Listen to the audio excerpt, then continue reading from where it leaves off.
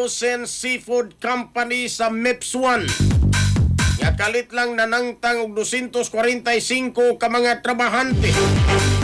Isusi na sa Department of Labor and Employment 7 mga kaigsunan.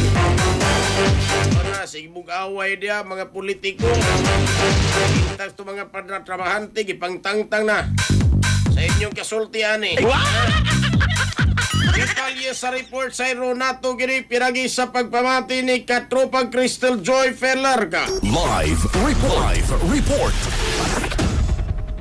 Gisusi na sa labor inspector sa Department of Labor and Employment Condoli 7 ang usa ka frozen seafood company sa MEPS 1 nga kalit nagpahunong og trabaho sa 245 ka mga trabahante niini niadtong Mayo 16. Ang gipahigayon nga on-site inspection ug meeting nagtinguha sa pag-verify sa nadawat nga report sa mga buhatan ug aron sa pag-assess sa sitwasyon sa mga apektadong mga trabahante ug makig-alayon sa mga kompanya ug sa ilang mga manpower agencies.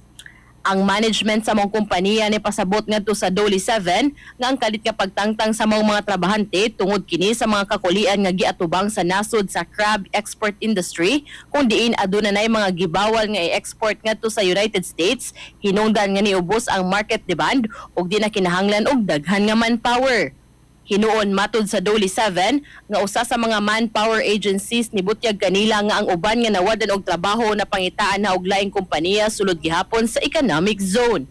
Dugang nga lakang sa mga buhatan, aduna nay nakaschedule nga clarificatory conference sa mga concerned parties aron sa pagmonitor sa employment status sa mga apektadong mga trabahante ug sa pagsiguro nga nasunod ang labor standards and workers welfare protections. Para sa atong mga katropa nga gustong palig-uno ng immune system, maligayan ang ubo, hilanat labad sa ulo ug di makahilab sa tiyan, ang Sunthorn Vitamin C, the alkaline vitamin C maoy haom alang kanato mga katropa. Alang sa nagkayusang Pilipino para sa Pilipinas, kininyong katropa Crystal Joy Felerca, XFM News. XFM report. Sunthorn Plus Gold, mapalit sa mga butika sa inyong lugar.